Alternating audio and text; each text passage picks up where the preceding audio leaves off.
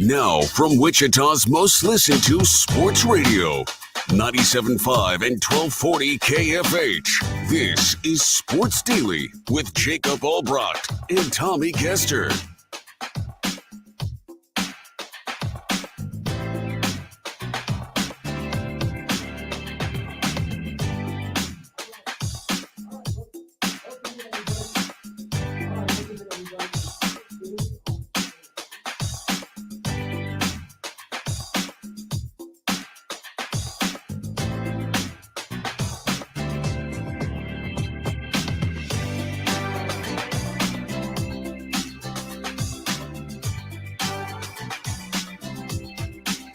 There we go. Welcome in, everybody. It's Sports Daily here on a Thursday. Tommy Castor along with Paul Savage. We're having fun here on a Thursday, kicking things off. Jad Chambers producing the program. So a little inside baseball for everybody listening today. We are in the process of getting new carpet in our studio, and so things are a little moved around here this morning. But I think we're good. I think we're live and ready to rock and roll. Paul, how you doing this morning? I'm good. And this one-day process has been going on 3 days. It's an all-week This was going to be a day. Remember about a day. Yep. You come in here, work around tonight on one show, and then we'll get her taken care of. Well, we're now entering our third day of getting our carpet replaced in our studio. Yeah. We have a static problem. When has anybody ever told you in your life you have a static problem? Isn't that the way it always goes? Yeah, and not knocking professionals that, do home remodeling or that they're, construction, like not knocking them at all. That's always the way it goes. They tell you one day, it ends up being 4 days, or they tell you a month, it ends up being 3 months. Kind of the way that sort of thing works, Right. It is what it is. You just kind of got to expect it. I will tell you this though, there are not a lot of people doing this project. Yeah. But they got a guy or two that, they work their butts off. Right. I'll tell you what, if I had a professional, installing crew of some sort, I'd hire those two son of a guns. Sure. Those guys go. And they go fast, they work hard, but we're still in the midst of, but there's not enough of them. We're in the midst of getting this done. We'll get her done. Yeah. So if you are watching our video stream, you might notice things look a little bit different, a little bit out of place here, today, because we're moving some things around and getting ready for this carpet. You mentioned the static problem. Apparently, the current carpet that we've had in our studio builds up static electricity with people, and then there's the chance they touch one of the boards or the electronic equipment, everything shorts out. Right. That's what I understand. Yeah. Jad's told me that story too. Says what happens, and you got to be careful because we're two-bit communicators on a microphone, right? And this is multi-million-dollar equipment. I mean, come on now. Yeah, exactly. They can shock us, right? But you can't shock the equipment. 100%. And so we'll get through it. We're going to manage our way through that process here. Maybe for the rest of the week. We'll see how it goes. But we appreciate you hanging with us here this morning on Sports Daily. The KFH hotline is open for hour number 1 today at 869-1240 if you would like to join the program. Hour number 2 kicks off today with our K-State insider, Tim Fitzgerald from GoPowerCat.com. Fitz is going to join us to talk all about the Kansas State Wildcats and their nail-biter last night against the Texas Longhorns. They get the win. They move on to play this evening against Iowa State in the Big 12 tournament. We'll talk all about that as the show progresses. We will also discuss the dumpster fire that is the Kansas Jayhawks. Tommy, They lose by 20 last night against Cincinnati. The shorthanded Jayhawks, you could tell that from a talent standpoint, from a size standpoint, all of that, they were just overmatched by Cincinnati. We'll get into that a little bit later on in the program as well. But Paul, I want to start with the Wichita State Shockers in the American Conference tournament. They played the opening game yesterday afternoon in Fort Worth against Rice, a team that they had beaten just a couple of weeks ago inside Koch Arena by a fairly sizable margin. I got to tell you, I am absolutely impressed and proud of this Shocker basketball team. And I'll tell you, the reason why is because they took gut punch after gut punch against Rice yesterday, and they were resilient. They responded each and every time. At one point early in the first half, Paul, I thought to myself, man, this is not going to be good for Wichita State. They were down by, I think at one point, 15 points midway through the first half. Rice was making shot after shot. And I think at one point, Rice was like 9 of 12 from shooting. I mean, they could not miss. And all of a sudden, here comes Wichita State, Colby Rogers, Xavier Bell, Ronnie DeGray, Harlan Beverly, Bijan Cortez. All of a sudden, Wichita State tied the game up, took the lead into halftime. They got it up to a double-digit lead. Rice came back at one point, another gut punch for Wichita State, and you wondered, okay, is this a situation that we've seen play out multiple times during the regular season where a second-half lead goes away for Wichita State? It did, but then the Shockers got it right back, and ultimately they win by 7 points. It was an offensive output, 88-81 for both of these teams. But regardless, the Shockers get the win. They move on to a matchup today against Memphis. It's interesting because but before we move to Memphis, which is fascinating, the things going. By the way, I saw last night, I heard some commentary for one of the tournament games. That's interesting. All the little tidbits you can pick up, about college basketball when these guys are all talking. But it was real interesting because somebody said their coaching staff's on the line right now. You've got a coaching staff that, these are what we would call thoroughbreds. I think we would call them thoroughbreds. Their necks are on the line right now. There are people calling for the firing of that entire staff at Memphis right now, which I find very unusual. I think Penny Hardaway. Are you going? This coaching staff has NBA all-stars on it. It has a great recruiting, situation. I don't know what the NIL is. Whenever I see these things going on, my first thought is, what about NIL? Because you and I both know that the success right now of basketball teams at the NCAA level has a lot to do with NIL. Would you not agree with that? Well, for sure. Come on. Don't be naive if that's what you're thinking and you're listening in your car right now. It has a lot to do with it. Just the raw of the University of Kansas. Don't cut it no more, does it? Mm-hmm. Just, look how great we are, the University of Kansas. Well, how much you going to pay me, sir? That's what I'd like to know. And so, but anyway, with that being said, but I find it, Penny Hardaway? I think the situation. Are you kidding me? Penny Hardaway is on the chopping block? He absolutely is. And the reason for that is, I think, simply because they've underperformed on the court. He's got this name recognition, did amazing things in his playing career, comes home to Memphis. That's right. Brings in top-level recruits. There's been some controversy in his tenure, some different NCAA alleged violations and things like that. But he's brought in top-tier players. Not convicted. On paper, right, his program always looks pretty incredible. They've underperformed, and they had a slide this year that, I think was different than other times that we've seen Memphis lose basketball games. They've got a ton of talent, but the play looked uninspired, for a lot of it. And I, there were aspirations, I think, for this team to be, not only a team that would win the American, but a team that could make a deep run in the NCAA tournament. And that could still potentially happen, but they're going to need some help, to make that sort of thing happen. And they've got to win today to move on in the American tournament. Memphis does. I think Memphis is a pretty desperate team. I think you use the phrase backs up against the wall. That's kind of the way that things are with Memphis right now.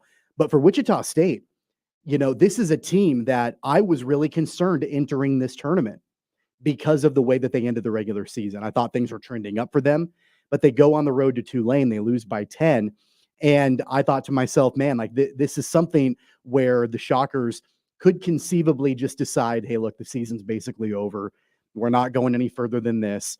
We'll be one and done in the American tournament. We can head to Fort Worth and then go right back home. That's not what happened. And I thought when they were down by 15 in the first half, I thought that's exactly what was going to happen for Wichita State. And here they come. They start chipping away. They start making some shots. There were some offensive plays for Wichita State in especially that first half when they came back and eventually took the lead.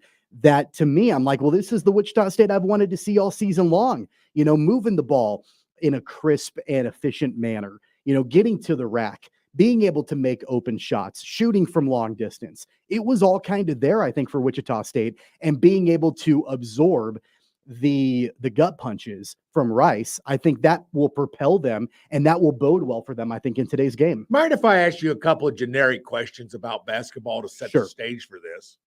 If you shoot the ball pretty well, can you usually win games? Yes, I believe that's the case. Okay. If you have a certain success with points after turnovers, can you usually win basketball games? Usually that's the case. I think you see where I'm going with this conversation or the questions that I'm asking you. What I'm saying is there are certain things that you've got to do well in the world of college basketball if you want to win games. Wichita State did several of those things better than they've done for most of the year, particularly in shooting the ball, shot the ball pretty darn well, scored 80 points. Now, let's not get – maybe it'll be another part of our conversation about Wichita State if we talk about defense. By the way, I got a kick out of Paul Mills in his interview with Mike Kennedy after the game on KEYN, our sister station, I'm proud to say. But anyway, that conversation went something like this. Well, we didn't play defense too well, but we still wanted to get – here's a coaching staff and here's a head coach. We've just won a big game, first round in our tournament. We should be happy. But, he understands one thing. We got to defend better. It's been we have talked about that, or I should say I've talked about it almost every time we have a Wichita State game. I've always been critical or fairly critical of the defense that's being played, haven't I? And it wasn't good defense. Let's be real. It wasn't. Rice put up 81 it wasn't points. Good yeah. No, you 88 points. Yeah. You get when you start hitting into the 80s, you're not defending much. Yeah. But the point is, you can get away with that stuff a lot easier and win games when you shoot the ball well. So I guess the question that I propose to you is, would you rather be a great defensive team and lose games in the 50s, or would you rather suck at defense and win games playing up into the 80s? For me, it never really matters as long as you're getting the W. I don't care. I don't necessarily care how you win as long as you're winning. Let's be realistic here. They beat a Rice team that finishes their season 11-21. They're not. It's a Rice team that they were next to last in the American Conference as far as conference record, and it just overall not a very good team. They were able to make shots yesterday. I think some of it. I don't think the defense was top notch for Wichita State, but in the defense of Wichita State, Rice made some contested shots that just went in. And that sort of thing is going to happen. There were a couple of plays that you just kind of shrug your shoulders and say, not a whole lot else the defender can do there. That sort of thing just happens. So I don't want to overstate the importance of beating a program like Rice, but at the same time, it's a win in a conference tournament that I think you can build on. I think that's the key in this game. They were able to spread the offensive efficiency out among multiple players. You had five players in double digits for Wichita State, led by Colby Rogers with 22. And then it was, pretty well spread out after that. You had Ronnie DeGray chipping in 15, Bijan Cortez with 12, Harlan Beverly 11, Quincy Ballard with 10, and then Xavier Bell with 8 points, and Kenny Poto as well. So it was spread out pretty well. They didn't have to rely. Of course, Colby Rogers is going to lead the way offensively, but they didn't rely on just one guy offensively to score the basketball, which, I think obviously contributed to that win for Wichita State also. They really, Paul, I think part of it, and we talked about this multiple times, we brought it up yesterday, the Shockers are going to turn the ball over. That's one of the things that they do, but they didn't at a high clip yesterday. They made a lot of shots, and so I think that helped, kind of turn that around for them, but only 6 turnovers in the game for Wichita State. It was a fairly clean basketball game for the Shockers, something they're absolutely going to have to continue on with today. Well, and it's Rice. I'm going to give you that. Wichita State, I don't think this basketball team wants to take on Rice and compete in, mathematics, statistics, permutations, and combinations. But it's. I didn't understand anything you just said. Oh, okay. Those are bigger words than I can comprehend. They have to do with mathematics. Okay. Rice is a very, very smart school. I've recruited down in the state of Texas enough. You walk in where we're competing against a kid. Rice is trying to get him to walk on, and I'm trying to get him to come to Friends, which has happened to a good friend of mine. Rice is going after a kid, and they're always going to be, if you walk in and compete against Rice, it's always the valedictorian or a kid that's in the top 5% of the class. It's a very, very, academically, it's one of the finest schools in the country, really. Sure. But anyway, with that being said, it's still a win. It's still something you can build on. The euphoria can only last so long on a win against Rice because it was Rice. You want to feel that real euphoria? Even though this is a Memphis team that's not what it's been. There's a lot of talent. You step up and you play against it. You defend against it. You pick your shots. You create your shots. You have good ball movement. And offensively, maybe you can have some success. Same success you had. Well, you will not score 88 Well, you might score 88 points. If Memphis wants to run you out of the arena, you may end up scoring 88 points. So this is going to be one of those interesting games. Must watch TV. And give me the time roll again. Once again, 1:30 this afternoon is tip, and we've got pregame beginning at 1:00 over on KUIN with Mike Kennedy. Now, one thing to keep in mind with this, Paul, is that even though Memphis is, I think, down this year and have underperformed, they have performed at a high level against Wichita State. They're 9-1 in their last 10 games against the Shockers. So they've had Wichita State's number for a while now. The one thing to keep in mind this season for the Shockers, that game back in January in Koch Arena, Wichita State hung with Memphis in the first half, and then the Tigers pulled away and won by 25 points. Then Wichita State went to Memphis, very nearly got a win on the road, ended up losing by 2, and that was another one of those late second half collapses for Wichita State that they absolutely have to avoid in the game today. It's a game that I think that at this point, now that you've got Wichita State winning one game, I don't know if the mentality at this point is Wichita State is playing with house money. I always like kind of thinking about that sort of thing. I'm not sure if we're quite at that point yet, but it's a team that you haven't historically performed incredibly well against. It's a team that's had your number 2 different times this season, but it's also a team that's underperformed, and you know that you can hang with them because in both of those games you did for at least a half, if not longer. So I think that at this point, the Shockers know, again, you lose this game, your season's done.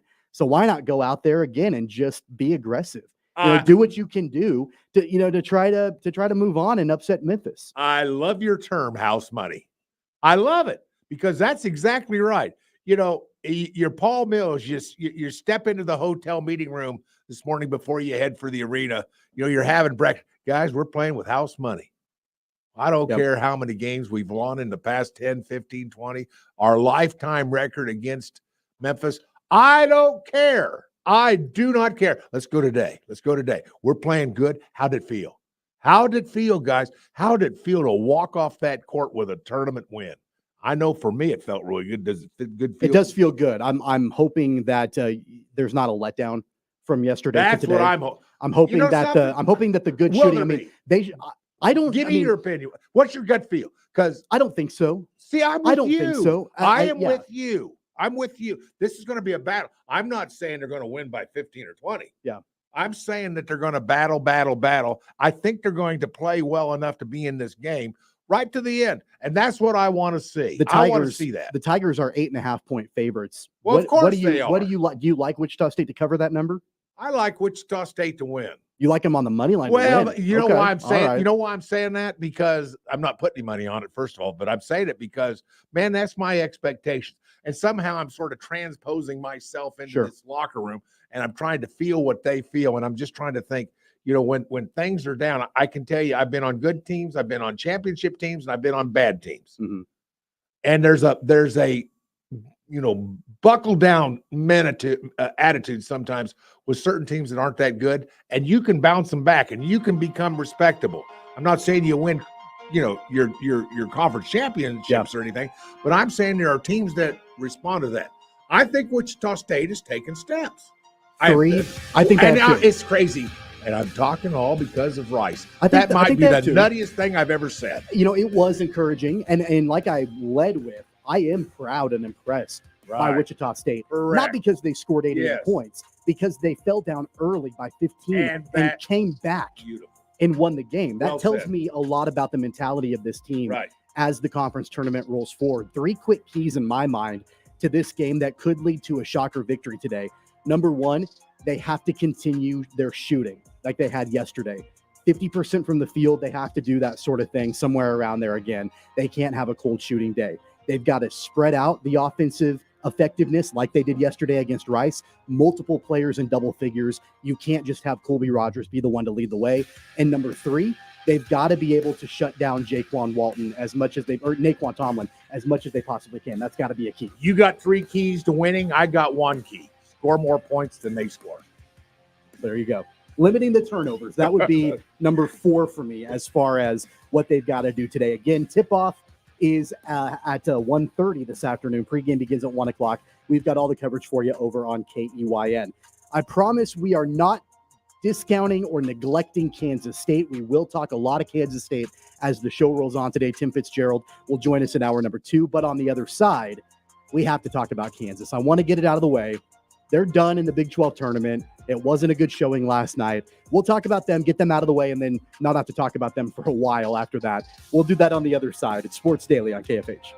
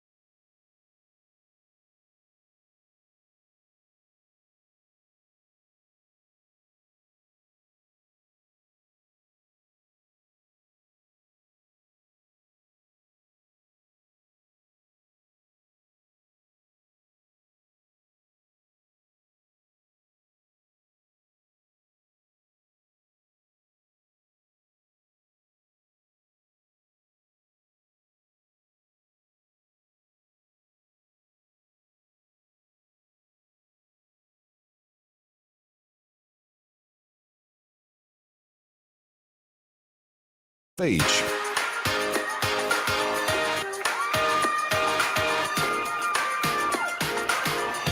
I'll tell you what, Paul, after everything with our new carpet in the studio and all of the adjustments and everything that we've had to make the last couple of days, I'm definitely glad I've got my Prairie Fire coffee, to be honest with you. That caffeine helps out a ton. I've been sipping on this all morning long, and you've been sipping on, Yeah. Thank you. You're out there watching Prairie Fire. Thank you very much. I appreciate it. And a very heartfelt thank you to our producer, Jad Chambers, this morning, who does not have a microphone. So we can't go to Jad to talk today because of everything that's happening in our studio, for just adjusting his way through all of this. I mean, it's kind of moving things on the fly. And the funny thing is we can basically say whatever we want about Jad because he has no microphone. Jad's so got it's no not like microphone. he I was can't, wondering he can't why the show respond to seemed us. to be going so smoothly. Hello? All I know, look at that. all I know is that if Jad didn't have his Prairie Fire coffee, he would strangle both of us today with everything that's going on in the studio and in our building today. So we definitely appreciate all of that. And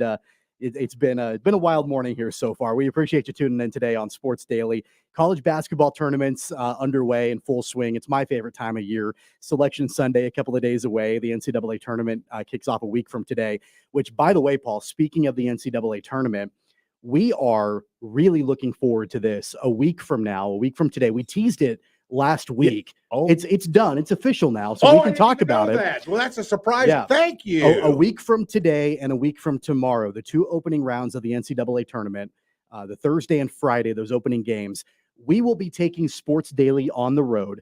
We're going to be down at the FanDuel Sportsbook at the Kansas Star Casino in Mulvane.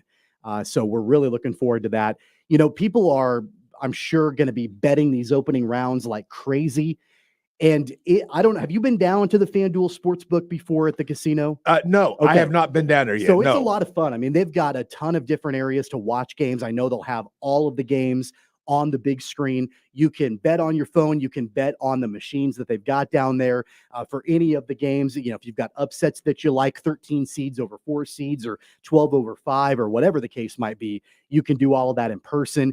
And I've got a pretty good idea because it sounds like last year it was very busy down there for the opening round game. So we'll be taking Sports Daily on the road from the Kansas Star Casino at the FanDuel Sportsbook down there. Our show airs from 9 to 11. It'll roll right into the games that tip off at 11 o'clock. So we're really looking forward to that both Thursday and Friday of next week. I got a couple. I mean, I know the roster for the tournament isn't full. What are we, about halfway full with the guaranteed? Like some of the auto bids? Yeah, we know some of them. I've got one team already that I'm going to go play. Next week, I'm going to place a bid on. You know who it is? Who's that? McNeese. You like McNeese? I think they're darn good. Yeah. I think they're that is a team that's they're projecting 12, 13 seed, something like that, maybe 4. I don't think it'll be a 14. I think 13 probably sounds about right for that league. But they're darn good. I'm a James Madison fan. I watched some of that. What was it? The Southland? Is that the right? I think that's right. Yeah. Whatever that conference is. I watched some of that game. I'm telling you right now, they could compete in a lot of upper echelon. Sure. I mean, the like big the conferences, the main power conferences. Yeah. You bet they could. I'm a James Madison fan. They have had a great. I mean, they're 31-3 entering the tournament. Right. They've had some big time upsets throughout the course of the season for them. I like them a lot. That's also a university, Paul, where their football program was great this year too. I remember, hearing about them and talking about them cracking into the top 25 in college football too. So it's going to be wild. It's going to be a lot of fun. Our thanks to our friends down there at the FanDuel Sportsbook at the Kansas Star Casino for hosting us as we take Sports Daily on the road Thursday and Friday. It's going to be a lot of fun. I'm really looking forward to it. There's back in the old Hurdle days, we used to take this show on the road a bunch. And sure. I hope that's in our future. It is always fun to go out and you'll have a certain amount of people come up and introduce themselves and talk to you.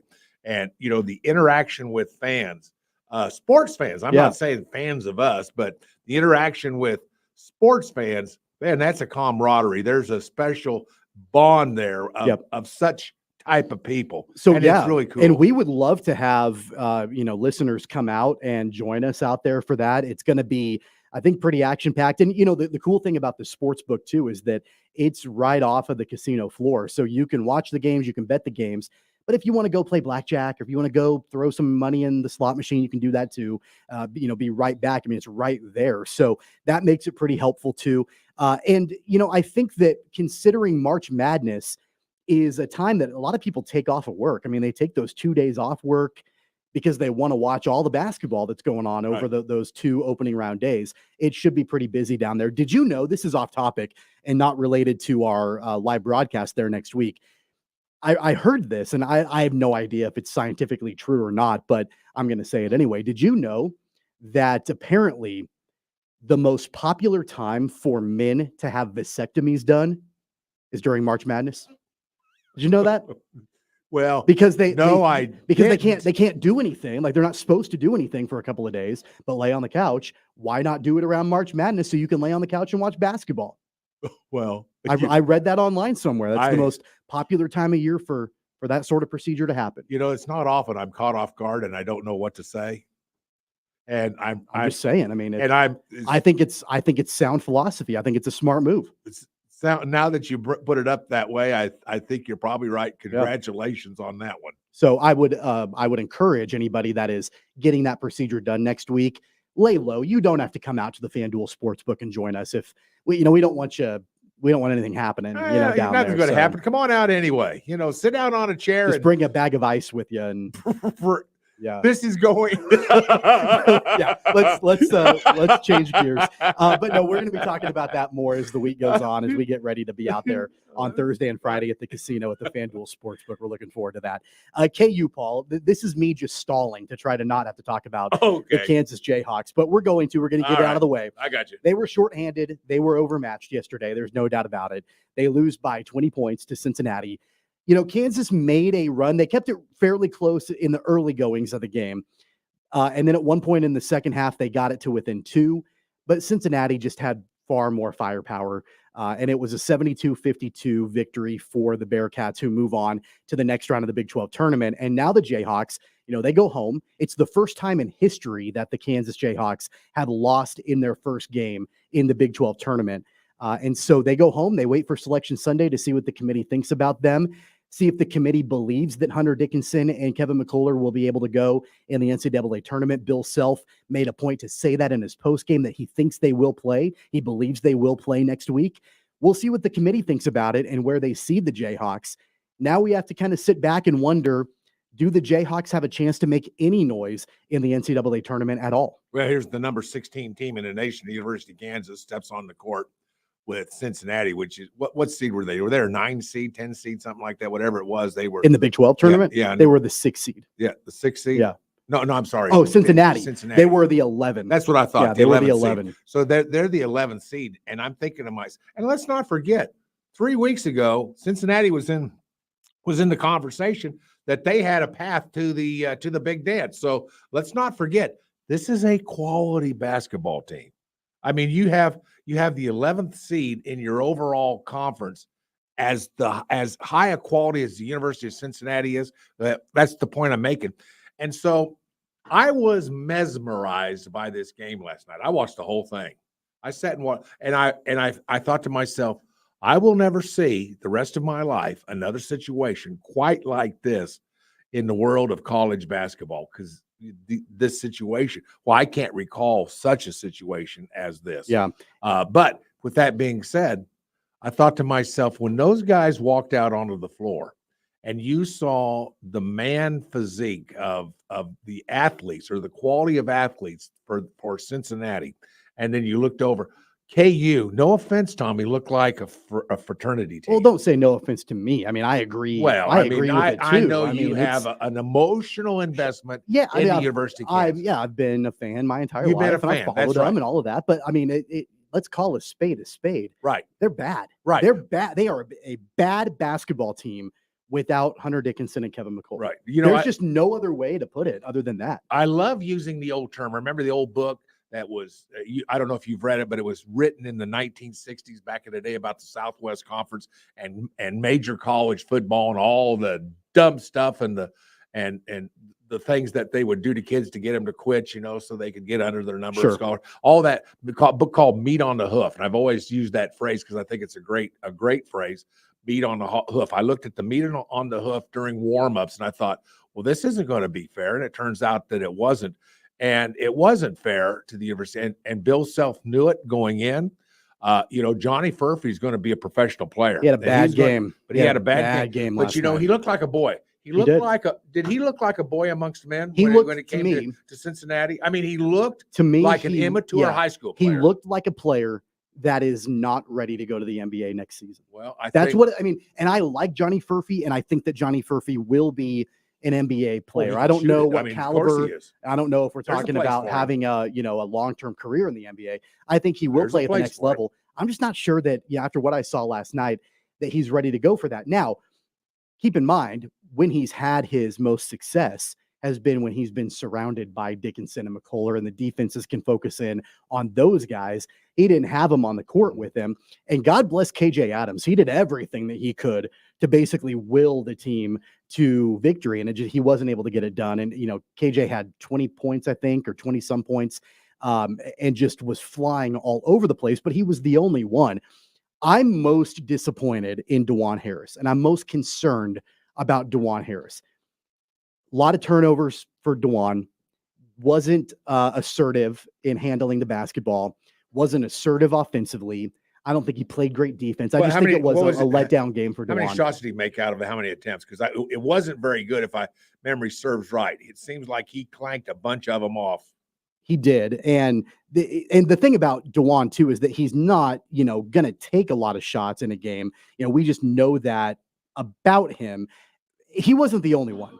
Nick Timberlake looked absolutely terrible. Yeah. He looked like a boy out there, didn't he? I mean, he looked like a boy compared to the players with Cincinnati. It was boys against men. Yeah, DeJuan Harris had 8 points in the game in 38 minutes of action.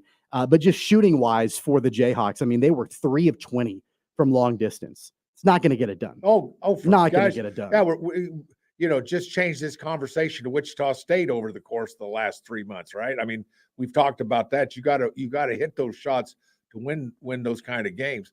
I mean, how many misses? What'd you say that stat was again? I don't have a computer because we're in the throes of this change, but I don't. So they from the field overall, the Jayhawks shot 34%. From 3, they shot 15%. Oh, well, and when you have those kind of numbers, obviously, you're not going to win any ball games. But you're also probably, if I could call it up, I would guess that the Jayhawks were out rebounded. I would imagine turnovers. They let in turnovers. There's a lot. Yeah, they got out rebounded by a large margin. They got out rebounded by 13. And that's, I mentioned that going into the game. I said, if they don't have Hunter Dickinson and if they don't have Kevin McCullough, who actually is a fairly effective rebounder, correct, then they know, and I'm sure going into the game, Bill Self probably had this idea, we are going to get out rebounded. There's just no way around it. No question. How do we limit that? How do we not make that be the deciding factor in the ball game? Unfortunately, that wasn't the case. I mean, it kind of was. It just, from an offensive standpoint, they didn't have the firepower. It was almost like, and I think that Bill Self used this analogy in postgame where he said, we didn't have enough bullets in the gun. There are the bullets in the chamber or something like that. And I think that's a good analogy. They didn't have enough bullets. They didn't have enough weapons. They didn't have any of it. Now you sit back and wait and you see if your 2 top players can go in the NCAA tournament. If they can, I don't know. I think that, they could probably win their opening round game, maybe win the round of 32, maybe make it to the Sweet 16. I just don't have a whole lot of high expectations, even if Dickinson and McCullough are out on the floor next week. You went Freudian on me. You brought up the term bullet. That means I think you really are seeking to get a new nickname of Bullet Castor. We did talk about that yesterday. You brought up, that's Freudian, my friend. We did talk about that yesterday. Yeah. I think you want it, don't you? We'll have to. I think you want Let's bullet. We'll think about that a little bit. Okay. See what we come up with. Jayhawks have to wait until Selection Sunday, and we'll see what region they're in, what seed they're in, who their opponent will be, and then when they play next week in the NCAA real quick, tournament. Before we go to break, real quick. Over under yesterday, I asked 1.5 game in the tournament for the University of Kansas. It was under. You said under. Are you still saying under? Yeah, I still think under is probably the play. I don't have a whole lot of confidence. I'm glad, by the way, you asked me if I would put my mortgage on the Jayhawks? And Uh-huh. I said no. Oh, yeah. I'm glad I said no because it was not even close last night. Oh, your wife would not have been happy with you on that one. Yeah. I doubt if she does well as homeless. I don't even want to think about that. No. She would leave me in a heartbeat. Let's be honest about that. You'd be on my living room couch, wouldn't you? On our way out, Paul, let's give away some tickets to Terry Clark. She's going to be at the Crown Uptown, the country music singer, in April. We've got a pair of tickets right now. Let's do caller 3 on the KFH hotline at 869-1240 to win a pair of tickets to that show in April. We'll be right back. It's Sports Daily on KFH.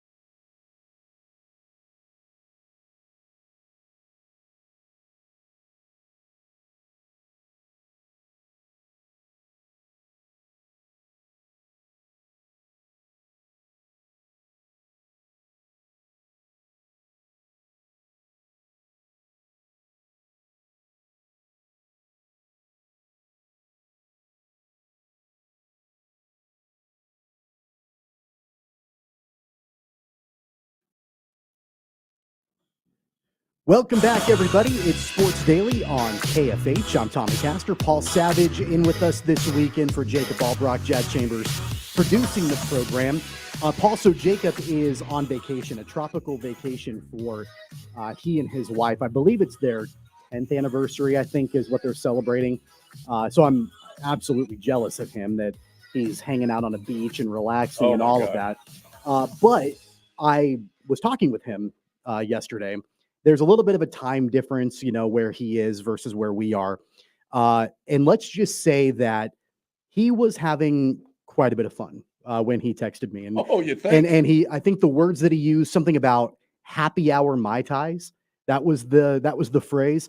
And so as soon as he said happy hour Mai Tais, I thought, okay, you are having a significant amount of fun. It seems like on your vacation. That's right. Laying on the beach. So happy for him. And the other thing, and he brings this up on the show occasionally. I don't know if he's talked to you about it, but because he works in TV, he's always been clean shaven, right? He's never grown. He's always wanted to grow a beard. And so he's been letting his beard grow while he's been on vacation this week. He sent me a picture and it's like peach fuzz. Like there's really not a whole, it's not like you or I. Like he's let it go for like a week and a half, and there's a couple of whiskers, and that's basically it. Oh, good. Unfortunately. Yeah, that sounds like a shot that needs to be posted on Facebook. Yeah, something like that. That's right. Yeah. So I know that he had, I think, high hopes on what his beard might look like.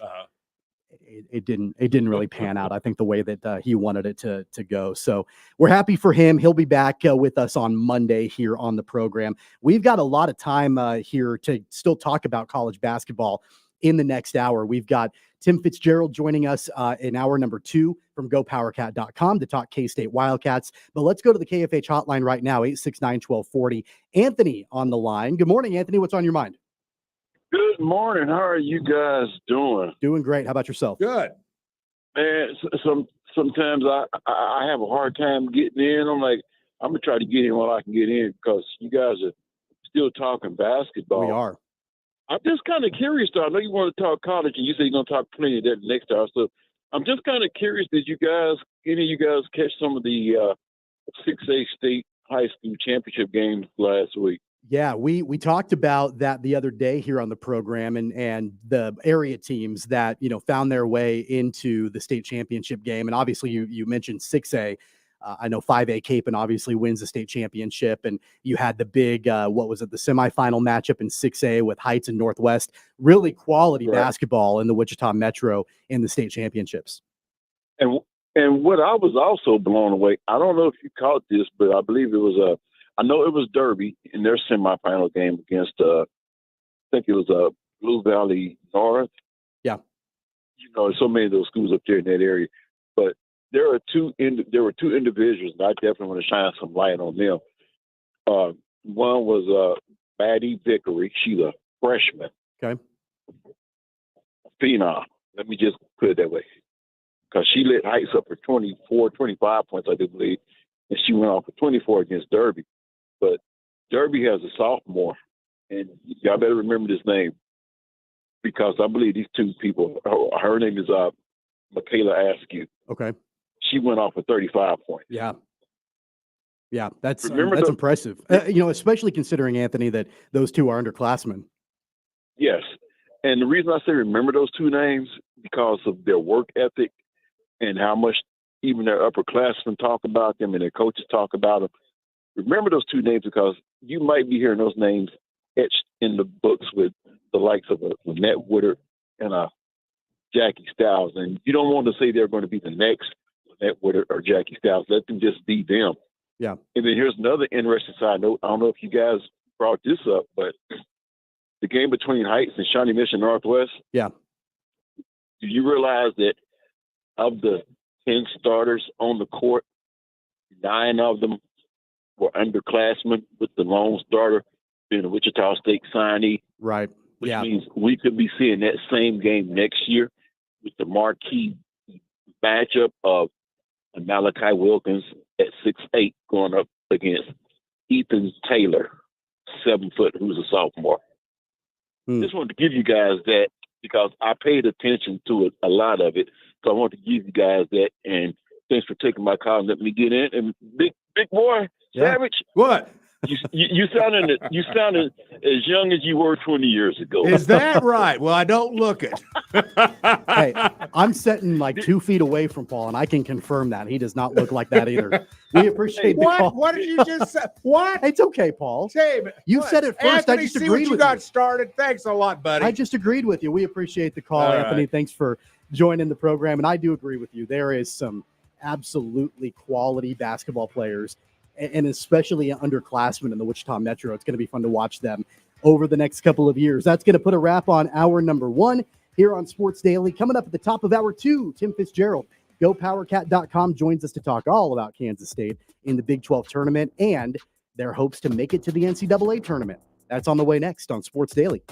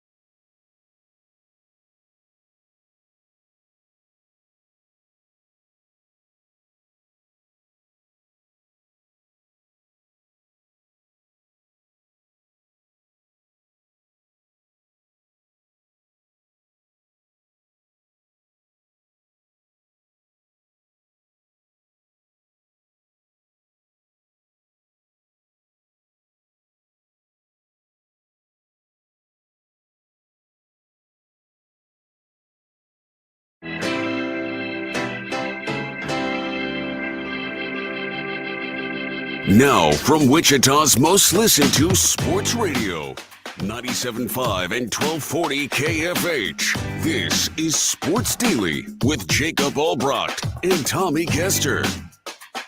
He's got all the insight of what you want to know and maybe some of what you don't want to know. Here's K-State insider Tim Fitzgerald. All right, hour number 2 kicks off now on Sports Daily here on KFH. Tommy Castor, Paul Savage in for Jacob Albracht this week. Jad Chambers producing the program. On the KFH hotline now, 869-1240, our buddy Tim Fitzgerald from GoPowerCat.com. Excited to have Fitz in today because we're right smack dab in the middle of the Big 12 tournament. Fitz, how you doing today, man? I am good. It was kind of a late night doing coverage, but I'm very good. Well, good to hear that. Glad to have you back on the show. It's funny how things can change from week to week here on the program. When we talked to you last week, we were talking about coming off of a Sunflower Showdown that was not a good outing for Kansas State. But after our conversation, they get the Iowa State upset at home against Bramlage, inside Bramlage against the Cyclones. And then they win in their first game of the Big 12 tournament last night, a gritty victory, a come-from-behind victory for the Wildcats, 4-point win, 78-74. You know, this is something, Tim, that we've talked about for quite a while now. They've got to try to build this case for an NCAA tournament bid. Where do you think they stand right now? How many more wins do you think it's going to take? Do they need to win the Big 12 tournament, or do you think that what they've done on Saturday, last night, and if they can maybe even win today against Iowa State, that's going to be enough to convince the committee?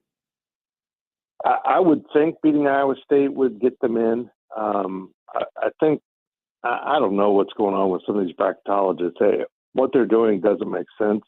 Some of their at-large bids have far inferior resumes to other schools that are out. So I'm not sure what's going on. And again, that has nothing to do with what the committee's going to do. And maybe we lean on some of these folks too much, but maybe they're right. Maybe K-State is distant, but I think they have the most quad one wins of any team anywhere close to the bubble. So I'm not sure what we're doing now, but I think they do, no matter what, need to beat Iowa State again. And that is a huge task to beat Iowa State once, but do it, twice within 5 days? Yeah. Come on, man. That's really a big hurdle. Yeah, Paul Savage here, Tim. Boy, it's always good to have you. I always enjoy having you on the show.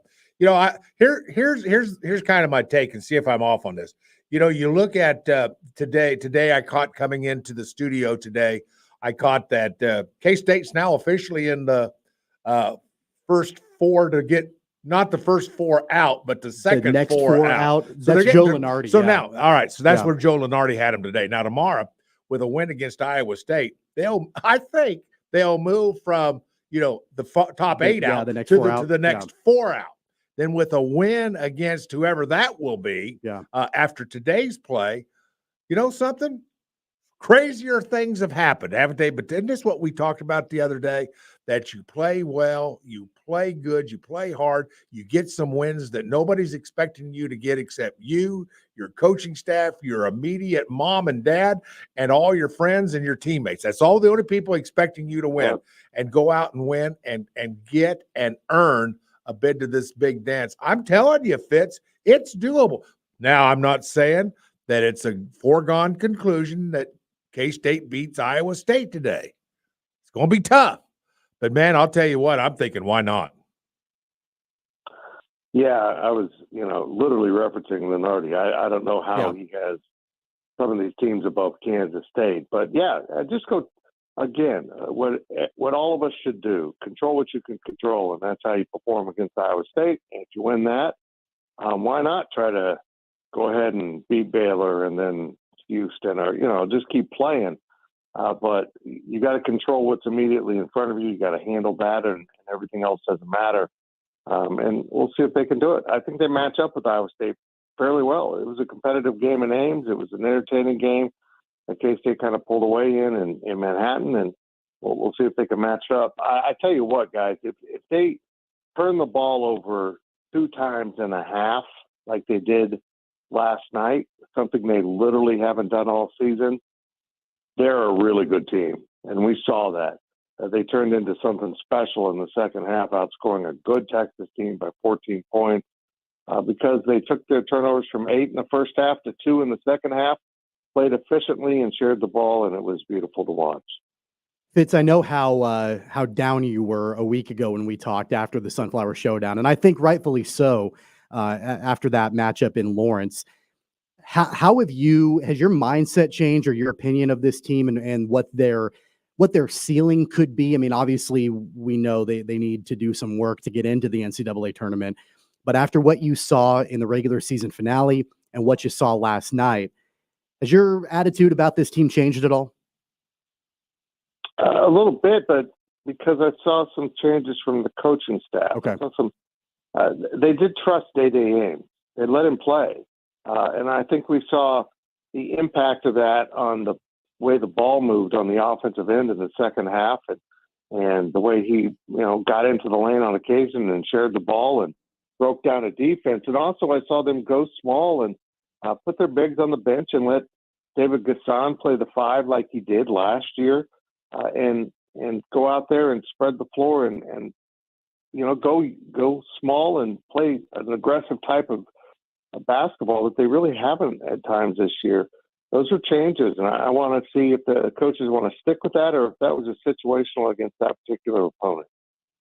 5 players in double figures last night, Fitz, and I think that I watched in the first half. Wildcats enter halftime down by 10. And I thought to myself, okay, this is really crunch time. They're down double digits. And some of the second half adjustments, some of the other things that were made to get the Wildcats back in the game, and I think simply put, they made some big shots that really it was able to put them over the edge to win the game against Texas last night. Really, I think I want to focus on Tyler Perry for a second because I was convinced that going into the game on Saturday against Iowa State, that he would be the one at home in his regular season finale that would take the game over offensively. He really didn't do that, but he did last night, led all scorers with 21 points. I think really the biggest question with Perry, Fitz, has been how consistent can he be? Can you count on him from game to game from an offensive standpoint to be able to be that guy, to be that offensive leader that can, lead you to these wins? Yeah, teams are doing a good job of taking him away. And now he's accepting that. And you know what I mean by that is he's not just volume shooting to try to get points and just decimating his team. He's actually being very patient on the offensive end now and accepting that some teams are going to do a good job of taking him away, but he's helping create for others. Tyler Perry for Kansas State, people wonder why they win close games or win in overtime. He's a big reason why. You put the ball in his hands and the other team has to foul. They just gave up 2 points 90% of the time, 95% of the time. They've given up 2 points. It's incredible to watch him, how he operates at the end of the game. Yeah, he led K-State with 21 points. He went 10 from 10 for the free throw line, so he only scored 11 from the field. And K-State also cut down on three-point shooting because by spreading the court, they got better shots in the second half. And I thought a big reason why was Tyler really settling into his role and sometimes running the offense and other times deferring to Day. And they really found a good groove with that. As far as Texas is concerned, I know that they've got a tremendous amount of talent. They've got players that, have been highly regarded and can do a lot individually. I think that, they've underperformed to an extent this season. I think expectations were significantly higher for Rodney Terry's squad, but this still, I think, should be considered a pretty high quality victory for the Wildcats in the Big 12 tournament. And when you look at the bracket and as things are kind of falling, and we'll get into more specifics on that here in just a couple of minutes, but as far as the bracket is falling, if the Wildcats can get through Iowa State today, not that it's going to be a cakewalk for Kansas State, but there've been, I think, a couple of things that have happened that I think you would feel at least a little bit more confident today that there would potentially be a path where they could win a Big 12 title than maybe we were before the tournament started. Yeah. You've got the disruption in, both the lesser seeds winning the games last night on this side of the bracket. I don't know how Cincinnati's going to string it up 3 days in a row and, go get a win over a team like Baylor, but it is conceivable that Kansas State and Cincinnati will move into that semifinal, which would be stunning and also troublesome for the selection committee because both teams might be playing their way into the bracket, undeniably into the bracket. I don't know what to do with 11 teams from a conference, but that's possible. We joked about this too. Remember, guys, the NIT is automatically taking the top 2 Big 12 teams in the net rankings. If those 2 teams sneak into the NCAA tournament bracket, UCF and either West Virginia or Oklahoma State will be in the NIT. Guys, don't hang up your gear if you're in Morgantown or Stillwater. You may not be done playing. Well, and that's the crazy thing, Fitz, is that, as recently as I think a few days ago, the thought in my head was, man, I think the committee is going to have a hard time putting 10 Big 12 teams in the tournament. And now we could potentially be talking about 11. Yeah, it's crazy. It's very tangible. I mean, both Cincinnati and K-State have, had some blemishes on their resume. Different ones, though. Cincinnati hasn't performed quite as well against Quad 1 as Kansas State, but they've also played a lot more. I can't explain why going into the tournament, Cincinnati was 30 spots ahead of K-State in the net. It just doesn't make sense. And I'm not sure how that algorithm's working in their favor so much, but those are 2 pretty comparable teams when you line them up on the court, which is what happened in Cincinnati when they played. I'd love to see them get a chance to play again, but a lot of work to be done tonight at T-Mobile. Got a question for you on how he did it. And that is, I've never seen a basketball team play so bad against the University of Kansas and just a few days later turn right around, even though it's a home game, play so well against Iowa State. How in the heck did Coach Tang do that? Because I wouldn't have given you 2 hoots that K-State had a prayer of beating Iowa State even at home. And boy, did they prove me wrong. Yeah, you're right. As a coach, sometimes, trying to figure out your team's psychological makeup can be very complex. And I think he's finally dialed in what gets his team going. And there's nothing left to do but win. You put your backs against the wall now, are you going to get it done? That's the same trait that gets them to 7-0 in overtime games. When you've won 19 and 7 of them are in overtime, it kind of indicates that when your team is up against the wall, they find something extra. And that's, I think, after losing to Kansas, he let them know, you put yourself in a position now where not only you have to beat Iowa State, you got to go to Kansas City and win some games. And here we are. They're 2 games down in that journey. Whether that's 3 or 4 wins needed, I don't know, but they're doing it. And if I'm Jerome Tang, I'm playing up the Joe Lunardi bracket to my guys. Guys, we're not done with this win. We're not even close. We got to go get this one. Let's go get this one and then take on the next one. I mean, he's really got to kind of sell that to his team now. Yeah, and you're around that team as much as anybody that's not involved in gets a paycheck from the program. So you're around that as much as you can see.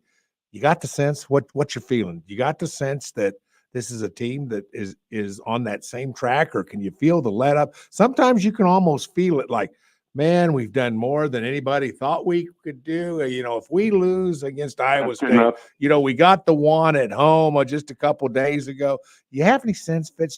What's your gut telling you this team is thinking and doing? I mean, I'm curious in that. I think they have locked on trying to get Tyler Perry to the tournament. This is a kid who at North Texas last season was the MVP of the title-winning North Texas Mean Green. He's been there, done that. He wants into the big field, and I think they're focused on that. But, Paul, I didn't really buy in on this team. I'll be honest here. Until last night. I have not seen them play anywhere near that since Big 12 play started, and honestly, I don't remember really seeing it at any point in the season. That they got out of their own way and went and played basketball, quit making things so difficult on themselves, and just went out and had fun.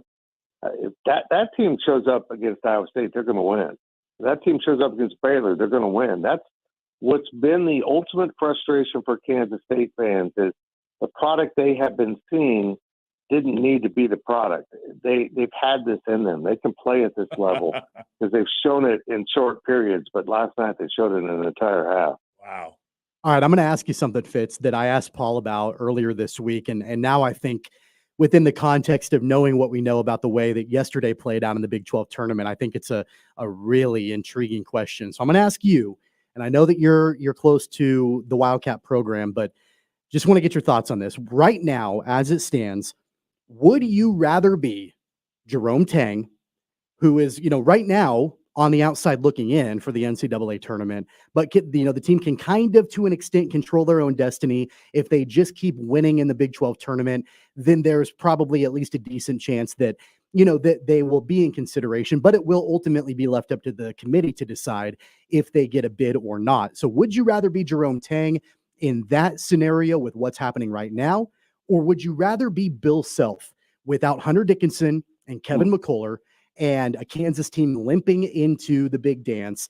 You don't really 100% for sure know if those guys are going to be healthy and be able to play or be effective in the NCAA tournament. And you're talking about a Kansas team that lost in their first game by 20 last night, and more than likely is going to fall out of one of the top 4 lines in the NCAA tournament. So would you right now rather be Jerome Tang or Bill Self? That's a tough one. I guess the key ingredient there is, do you have a prayer getting those two dudes back for the tournament? Yeah. And a dislocated shoulder doesn't just, that's going to sting right. for a while. Yeah. McCullough's been fighting this all year. If you're not going to have him back and anywhere close to healthy, probably Jerome Tang. Yeah. Which can you imagine between these two shows I've done with you in the course of 8 days, making that decision over it's crazy. But look, every team has its flaws. Usually a Kansas team doesn't have such an obvious flaw, but that lack of depth is, I think everyone's been conscious of it all year long. And boy, to rise up and bite you at this moment. And also keep in mind with the committee seeing, they were shorthanded, but they've lost their last 2 by a combined 50, I think. Yeah. So that's troublesome going into the tournament. It is. It's wild, to your point, from a week ago when we had you on to now, just the flip-flop of both of these programs. And we were coming off a Sunflower Showdown where Kansas took it to Kansas State, and then all of a sudden you lose bad against Houston, the Jayhawks do, and they are out Hunter Dickinson and Kevin McCullough and all of that. And now all of a sudden the Wildcats are playing much better and trying to find their way into the NCAA tournament. So it's wild how things can change in just a matter of a week. Last one before we let you go, Fitz. Yep. The game tonight, Iowa State. It's a rematch. You mentioned the second time these two teams have played in less than a week. Definitely the Wildcats had a formula on Saturday in Bramlage to beat the Cyclones. But when you play a team, that close to each other after, less than a week, that formula probably is going to have to be changed up a little bit. What do you think the key to the game is going to be for the Wildcats? How do they get past Iowa State again to be able to face Cincinnati more than likely the next day? Yeah, you're right. You can't schematically attack a team the same way because they're going to adjust to it. So K-State has to come up with some new stuff, and maybe that's what we saw in the second half with the smaller lineup. I don't know. But really the key to why they beat Iowa State is they matched energy. One thing Iowa State does is they play hard. They get after. They get on the floor. They get on the backboards. They'll scrap with you. They'll mix it up. K-State's got to match that again. They can't get beat to loose balls. And, I've been joking all week that, my God, that we're talking about a play hard chart here.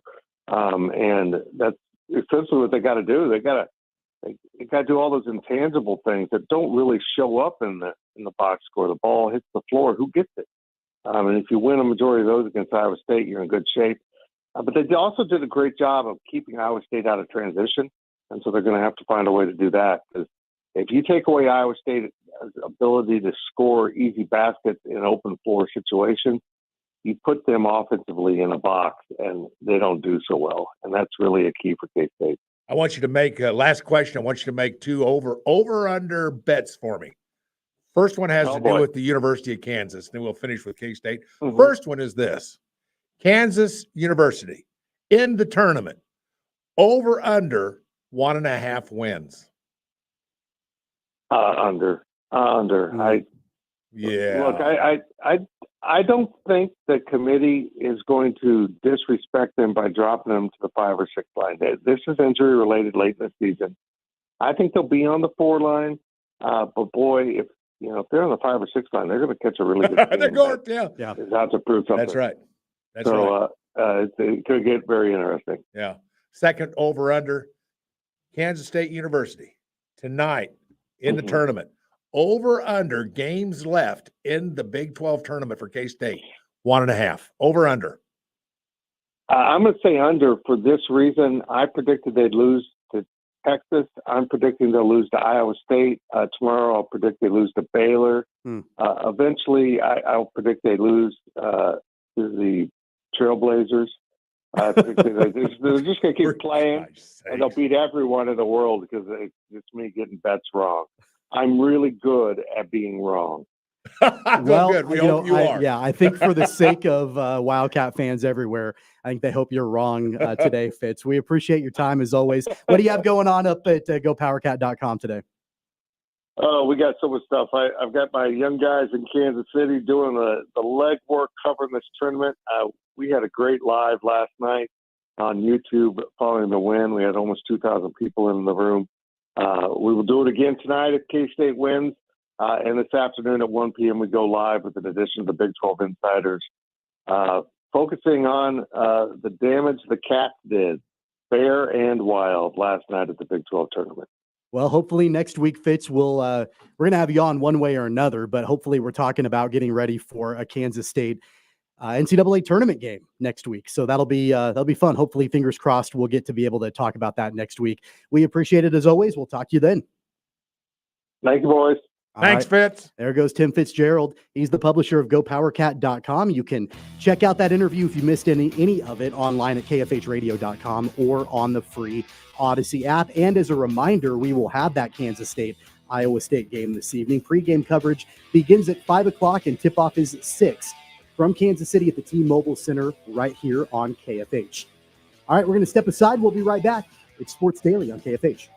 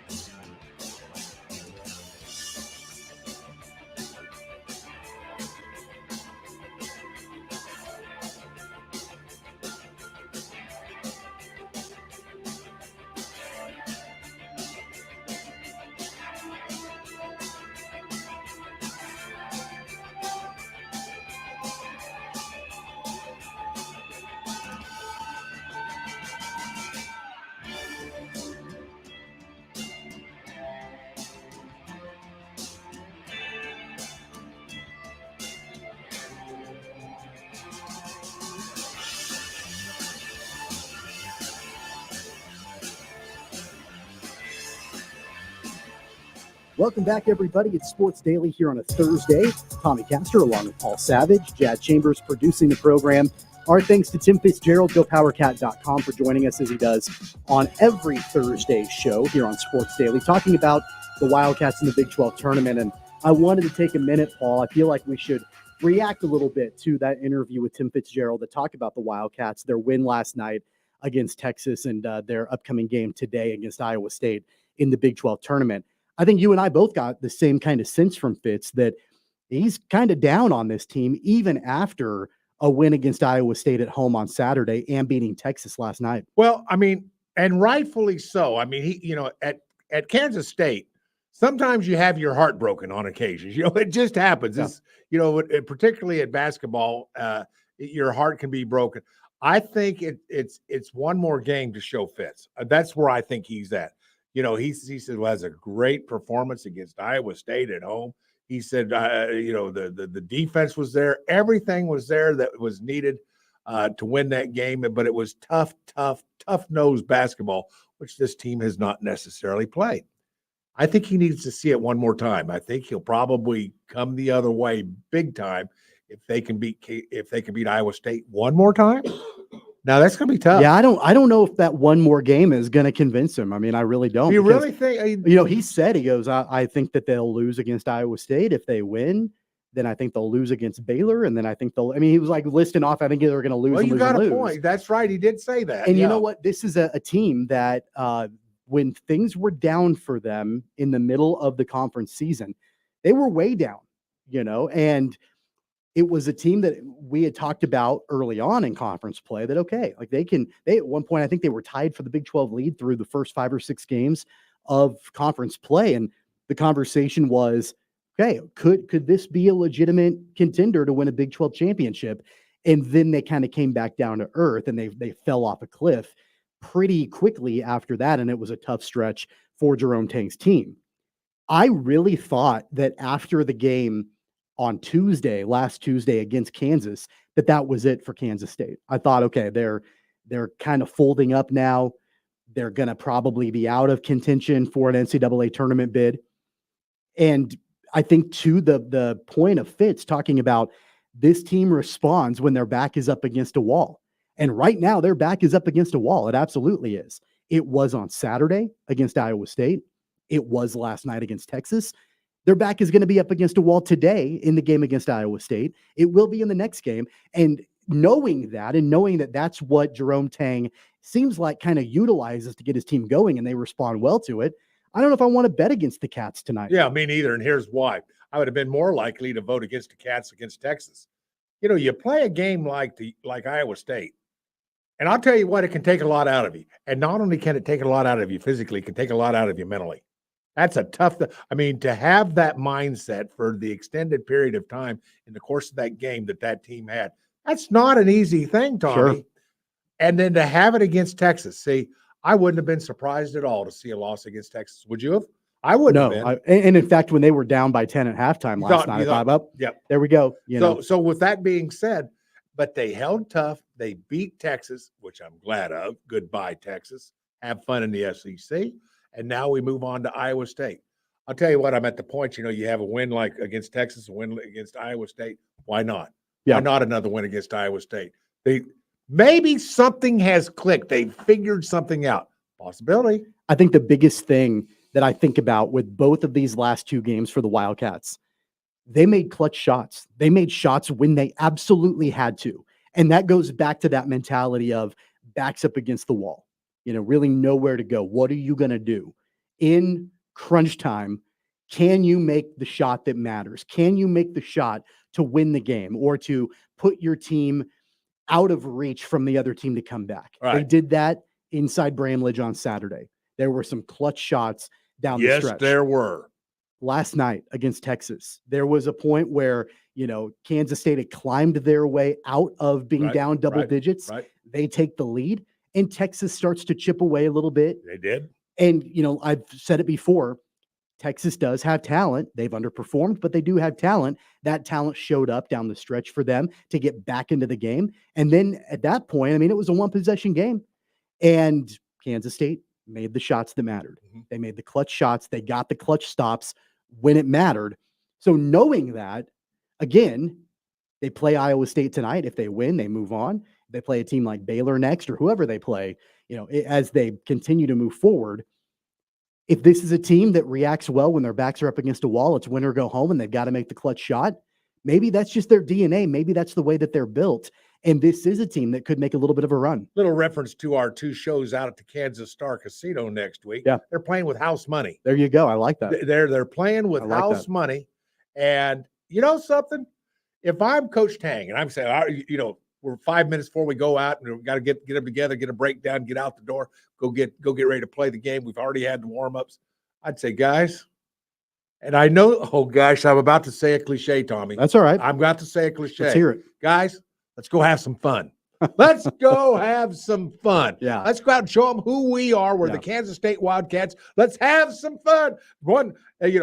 Victory on 3. 1, 2, 3. Victory. Let's go in or out. You're talking cliches, and I was talking a cliche. I always resist using the cliche of which team wants it more. I hate that cliche because clearly everybody wants to win, right? So like, who wants it more? They wanted it more. Like I hate that because it's cliche, but I do think that in this situation with Kansas State, not necessarily that they want it more or they wanted it more than Iowa State, but it's kind of that fight or flight mentality when your back is up against the wall and like for Texas, they're making it to the NCAA tournament, right? They're in. Oh, of course they're in. They are in. There's no question. So you lose a game against Kansas State in the Big 12 tournament. Okay. Maybe you might drop a seed, but really the ramifications of a loss, not that big of a deal for the University of Texas last night. Same thing today. Iowa State loses. Basically, the Cyclones get a week of rest to get ready, and they're looking at a top 3 seed in the NCAA tournament. So a loss to Kansas State isn't really going to hurt them all that much.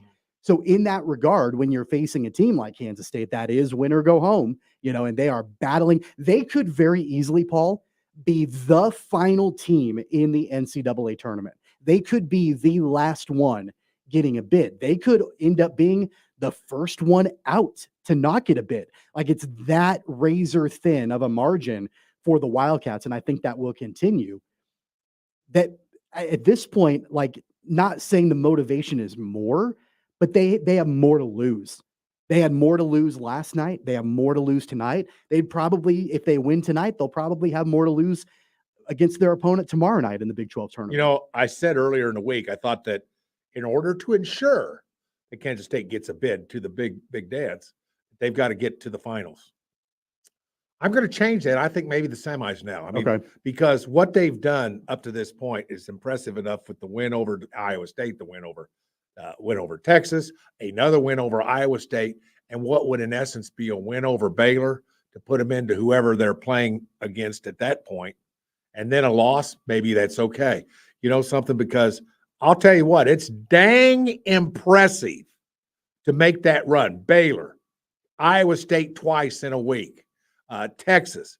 Man, I'm telling you what, that would be impressive. So would be impressive. So do you think they need to reach the semis or win in the semifinal round? I think maybe reach the semis. So all they've got to do with that, all they've got to do then is win tonight. Well, they've got if they win tonight, they're in the quarterfinals now. No, they got to they got to beat Baylor then, I think. Too. No, they would reach the semifinals tomorrow. It's tomorrow's semi, isn't it? Yeah. All right. So if they win, I say if they win tonight, I still think they need a win against Iowa State and Baylor. A win against Iowa State jumps them out of the final 8 out. The final 8 out jumps them to the final 4 out tonight. Yeah. And a win against Baylor jumps them into a final 4 in. I think that's how this will work. So let's play this out. If they end up doing that and they beat Baylor, at that point they reach the championship game. If they lose the championship game, doesn't really matter in this scenario. Right. Is that what you're saying? That's kind of what I'm saying. Okay. I think with Lenardi, he's the point is that they were Final 4, Final 8 out several weeks ago. They dropped out of any conversation with that. Have you seen where they've been like the Final 4 out or the Final 8 out in a while? It's been a while. So they played their way back onto the bubble. So now they've played themselves back on to Lenardi's bubble. Yep. And that tells me something. And that bubble is changing a lot. And we're already talking about Final Four in as Indiana State. And from what you listen to, if you're listening to any of this stuff, is that Iowa State's not getting in. I mean, right now, Indiana State? Yeah, Indiana State. Indiana State's not getting in. I mean, Lenardi's got them as the final team. Yeah. The last team in the Final Four. That's the rough thing for Kansas State because, in all bubble teams, because you really wanted Indiana State to win the Missouri Valley tournament. I know. Because then they get that auto bid. Because they're really good. Now Drake is in, and Indiana State is on the bubble and could potentially take another spot from a team like Kansas State. That's exactly right. That's the challenge. I think that in a weird way, if you're the Wildcats, in this first game, if they can win against Iowa State, the late game is Baylor-Cincinnati. You kind of want Baylor to win, I think, even though they're a tougher opponent. Because if you can then beat Baylor, I think that will mean more to the committee than if you beat Cincinnati in the semifinals. Got to beat the best right now. I do think that a win in the semis, regardless if you're playing Baylor or Cincinnati, will bode well for you. But I think it's slightly better if you're playing Baylor in the semis and you beat them. Not slightly better. Yeah. A must. Play the best you can do and take it as far as you can go. But man, I can't believe I'm about to say this. I want K-State to beat Baylor. Well, Baylor's in. I'm shocked that you're saying that. Well, but here's the thing. I'll enjoy the tournament more with KU in, K-State in, Baylor in. I'm going to root for Baylor in the tournament. I mean, you wouldn't be shocked at that. But on the other hand, Kansas State beating Baylor makes no difference in my world because I don't think Baylor's going to win the Big 12 tournament. Do you?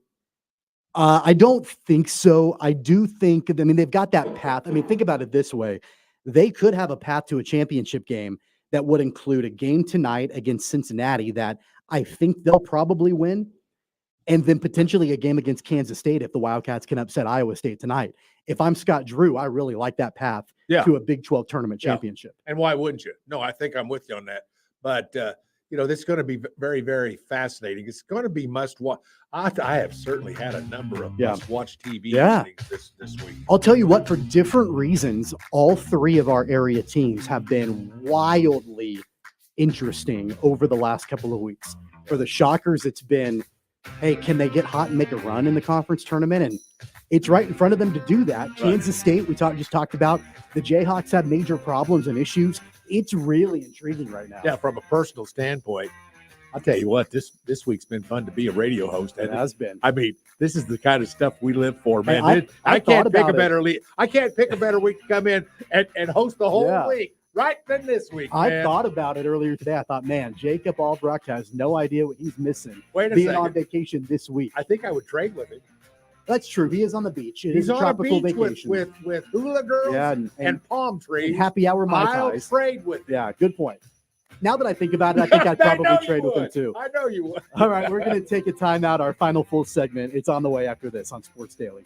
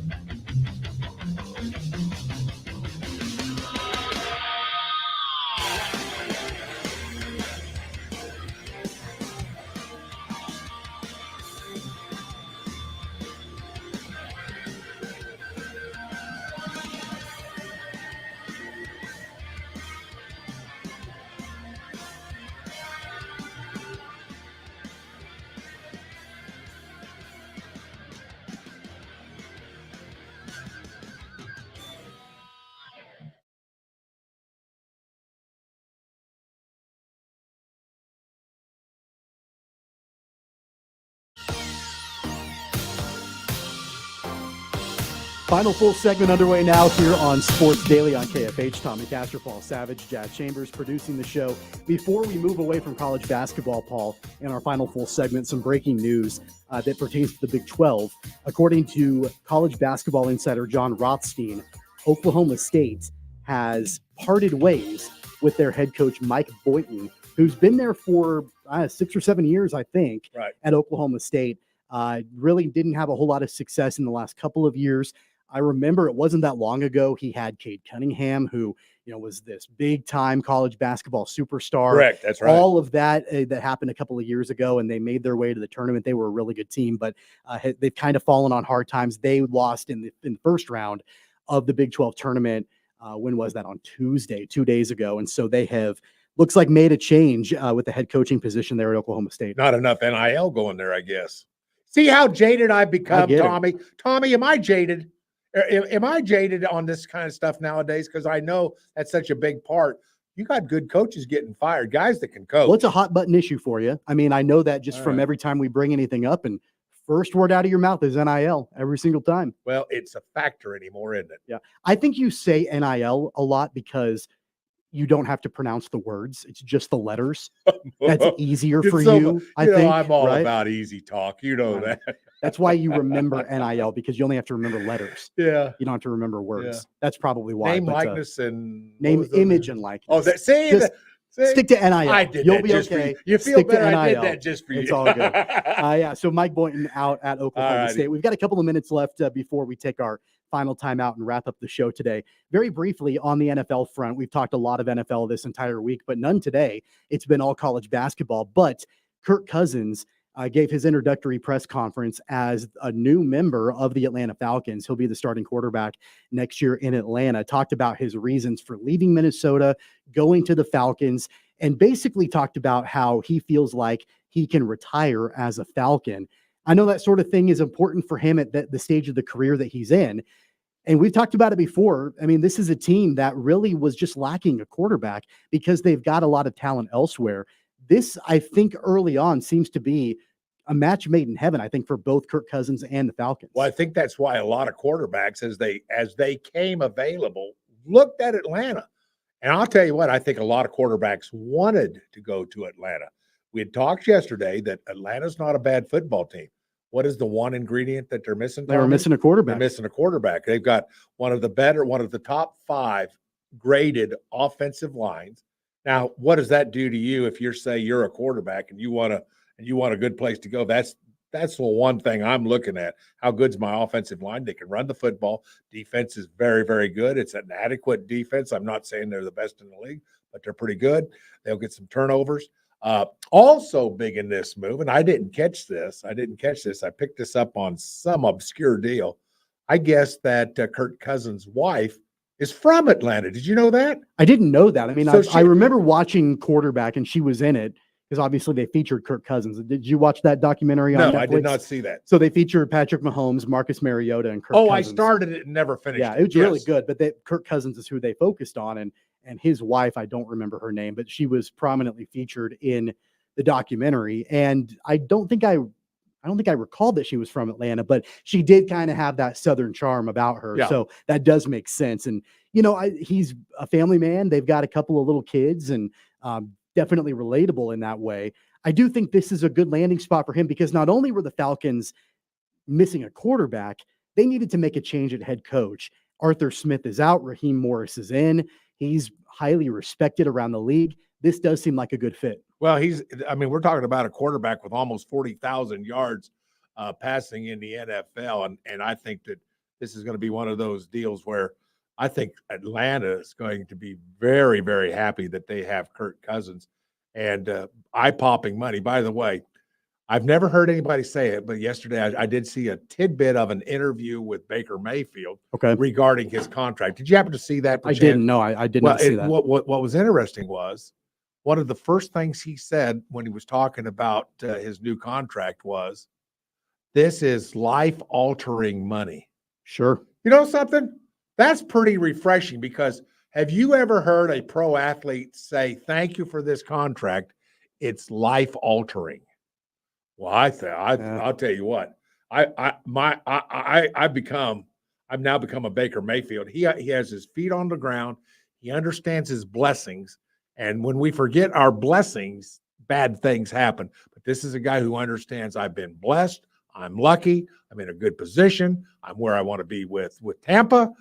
I mean, Baker Mayfield is in a position where he's like absolutely, I think, grateful for basically a second chance in the NFL. He got ran out of Cleveland. That's right. It didn't work with him in Carolina. He went to the Rams, had a slight bit of success, enough to get him a deal in Tampa. And now all of a sudden he's kind of had a resurgence. So I do get that. I think the NFC South is going to be a really competitive division next season. And on top of the Kirk Cousins signing, they also signed Darnell Mooney to be a wide receiver for Kirk Cousins. Mooney was a guy that I know the Chiefs had interest in bringing in as a wide receiver. Right. We still have not heard, will there be any kind of move at wide receiver for Kansas City with free agency, or are they going to wait for the draft? We don't know that yet. It's been kind of quiet, all quiet on the Western Front for Brett Veach and the Chiefs, but it's been definitely a busy week in the NFL. That's going to wrap up our final full segment here on the program. We'll take a timeout. let you know what's coming up on the network today on Sports Daily.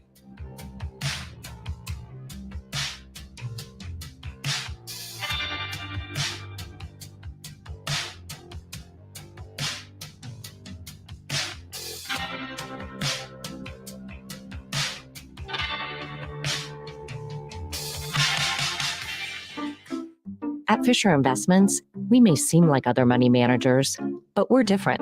Are you really that different than the rest of us? We are. As a fiduciary, we always focus on what's best for our clients.